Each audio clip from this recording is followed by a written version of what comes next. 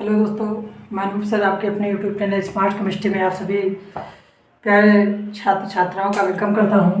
दोस्तों, आज का हमारा टॉपिक है इलेक्ट्रॉनिक विन्यास निकालना। हम आज सीखेंगे इलेक्ट्रॉनिक विन्यास कैसे निकाला जाता है। बहुत सारे छात्र छात्राएं इलेक्ट्रॉनिक विन्यास नहीं निकाल पाते हैं, जो कि आपको class 9th 10th first year inter में बताया जाता है। ये सभी क्लासों के लिए इम्पोर्टेंट क्लास रहेगी। तो आइए दोस्तों, सीखते हैं बेहद आसान तरीके से आप कैसे इलेक्ट्रॉनिक विन्यास निकाल पाएंगे। कुछ हमें बेसिक चीज़ें मालूम होना चाहिए, जैसे आपको जानकारी होनी चाहिए कि उपकोष कितने होते हैं। उपकोष होते हैं 4, SPDF, SPDF, ठीक है। इनमें कुछ इलेक्ट्रॉन निर्धारित होते हैं, वो आपको मालूम होना चाहिए कि इनमें इलेक्ट्रॉनों की संख्या कितनी होती है। अगर एस उपकोष आता है, इसमें 2 इलेक्ट्रॉन भरे जाते हैं। P आता है तो 6 इलेक्ट्रॉन भरे जाएंगे। D आएगा तो 10 इलेक्ट्रॉन भरे जाएंगे। F आता है जो 14 इलेक्ट्रॉन भरे जाते हैं, ठीक। S में 2, P में 6, D में 10 और F में 14 इलेक्ट्रॉन भरे जाते हैं। अब ये तो हो गई इलेक्ट्रॉनों की संख्या। जिसके द्वारा हम इलेक्ट्रॉनिक विन्यास निकालेंगे उस नियम का नाम है ऑफ-बाउ का नियम, जो आपको क्लास 11th में बताया जाता है, ठीक है। ऑफ-बाउ का नियम, इस नियम को एक और नाम से जानते हैं, उसे कहते हैं ऊर्जा स्तर के बढ़ते क्रम का नियम। मतलब कैसे कैसे इलेक्ट्रॉनों के ऊर्जा स्तर का कैसे बढ़ता है क्रम, उसी क्रम के आधार पर हम इलेक्ट्रॉनिक विन्यास निकाल पाते हैं। चलिए देखते हैं।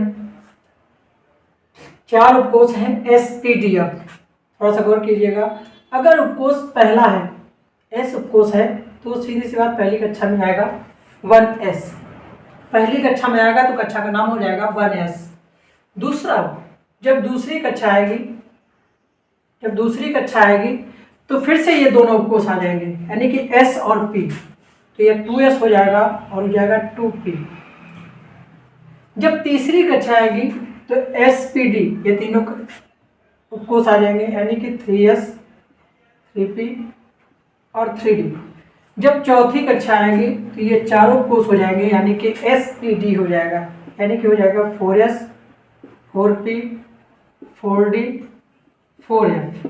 जब पांचवी कक्षा आएगी तो फिर यही क्रम रहेगा, यानी कि 5S, 5P, 5D, 5F।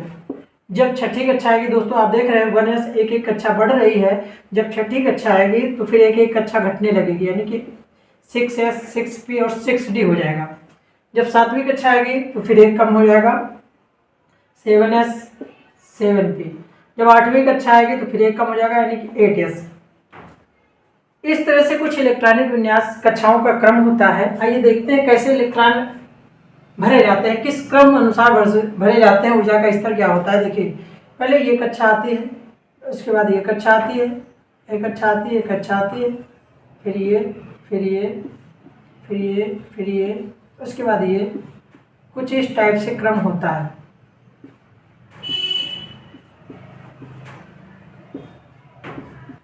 आप इस टाइप से इसको बना लेंगे। उसके बाद जब इलेक्ट्रॉन भरा जाता है तो पहले 1S आता है, फिर ये ऐसे घूमता है, फिर 2S में जाता है, फिर ये ऐसे घूमता है, 2P में जाता है, फिर ऐसे घूमता है, फिर ये ऐसे घूमता है, फिर ये ऐसे घूमता है, फिर ये ऐसे घूमता है, फिर ये ऐसे घूमता है। आप इस टाइप से दिखा सकते हैं, यानी कि क्रम क्या हो जाएगा। पहले देखें 1S में इलेक्ट्रॉन जाता है, फिर 2S में जाता है, फिर 2P में जाता है, फिर 3S में जाता है, फिर 3P में जाता है, फिर 4S में जाता है, फिर 3D में जाता है, फिर 4P में जाता है। अब देख रहे हैं, फिर आता है 5S, फिर आता है 4D, फिर आता है 5P, फिर आता है 6S, फिर 4F, फिर 5D, 6P, 7S, 5F, फिर उसके बाद 6D, 5F, 6D, 7P, उसके बाद 8S। ये इलेक्ट्रॉनिक विन्यास का क्रम होता है।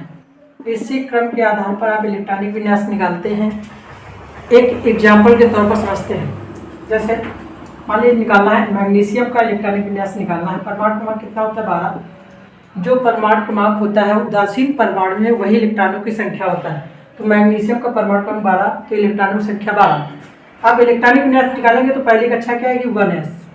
देखिए एस आया तो कितने आप इलेक्ट्रॉन भरेंगे? 2। ऊपर 2 भर दीजिए घात के रूप में। फिर आएगा 2s। फिर एस आया तो फिर कितने इलेक्ट्रॉन भरेंगे? फिर 2 भरेंगे। फिर आता है 2, उसके बाद आता है 2p। अब p आया तो p में कितने इलेक्ट्रॉन भर जाते हैं? 6, तो आप यहाँ 6 भर देंगे। फिर आता है 3s।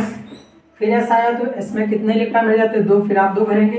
अब देखिए आपके पास इलेक्ट्रॉन है 12, आप इलेक्ट्रॉन गिनेंगे 2, 2 4, 6 10 हो गए। अच्छा 10 2 12 हो गए, यानी कि आपने 12 इलेक्ट्रॉनों का इलेक्ट्रॉनिक विन्यास निकाल लिया। तो ये आपका मैग्नीशियम का इलेक्ट्रॉनिक विन्यास हो गया।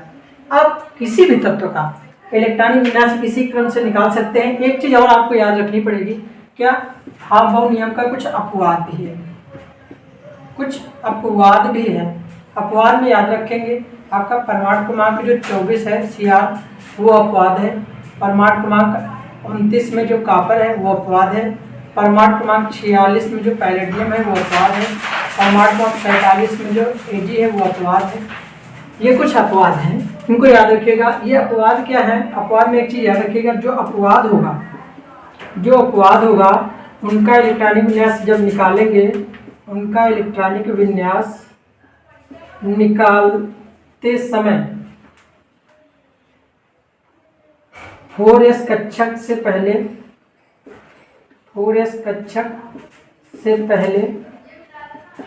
3D कक्षक भरा जाएगा। 3D कक्षक भरा जाएगा, ये एक अपवाद है। अपवाद क्या है? जो अपवाद है, अपवाद ये है परमाणु क्रमांक 24 क्रोमियम, परमाणु क्रमांक 29 कॉपर, ठीक, परमाणु क्रमांक 46 पैलेडियम, परमाणु क्रमांक 47 चांदी। ये कुछ अपवाद हैं। इनका आप इलेक्ट्रॉनिक विन्यास जब कभी भी निकालेंगे या पेपर में इलेक्ट्रॉनिक विन्यास पूछेगा तो आपको एक चीज़ याद रखनी है। देखिए यहाँ पर क्रम क्या आ रहा? 3p के बाद 4s आ, लेकिन ये अपवाद होने के कारण 3p के बाद सीधा क्या आएगा? 3d आएगा। देखिए 4s से पहले 3d भरा जाएगा, ये अपवाद में याद रखिएगा। जैसे अब इलेक्ट्रॉनिक विन्यास निकाल देखिए, जैसे थोड़ा सा इसको साफ करें। जैसे अपवाद कर ले रहे हैं, जैसे Cr का निकालना, परमाणु क्रमांक 24 होता है, इलेक्ट्रॉनिक विन्यास निकालेंगे तो क्या होगा? 1s। s आया तो 2 इलेक्ट्रॉन भरेंगे, फिर 2s, फिर s आया तो फिर 2 इलेक्ट्रॉन, फिर 2p आया, p आया तो 6 इलेक्ट्रॉन, फिर 3s, s आया तो फिर 2 इलेक्ट्रॉन, फिर 3p, p आया तो 6 इलेक्ट्रॉन। अब देखिए आपके पास इलेक्ट्रॉन टोटल कितने हैं? 24। आपने भरे कितने? 2 2 4, 6 10, 2 12, 6 18 भर चुके, यानी कि बचे कितने बचे? 6 इलेक्ट्रॉन बचे। तो वो जो अब इसके ये अपवाद है, अपवाद होने के कारण 3D कक्षक पहले भर जाएगा। इसमें कितने भर देंगे? 6। अपवाद में 3p के बाद 3d आएगा। ये हमेशा आप याद रखेंगे, कभी आपसे कोई गलती नहीं होगी। और ये बहुत ही इम्पॉर्टेंट टॉपिक है जो हर क्लास के लिए बहुत ही इम्पॉर्टेंट रहेगा। ये आपको इलेक्ट्रॉनिक विन्यास निकालना जब तक नहीं आएगा, आप किसी भी परमाणु की आवर्त सारणी में स्थिति की गणना नहीं कर सकते, आप किसी का भी इलेक्ट्रॉनिक विन्यास नहीं निकाल सकते, आप उसका क्रम निर्धारण नहीं कर सकते। ये आपको आना बहुत जरूरी है, आपको सीखना पड़ेगा। तो आशा करते हैं कि आपको वीडियो अच्छी लगी होगी। अगर अच्छी लगी है तो लाइक शेयर सब्सक्राइब करना न भूलें और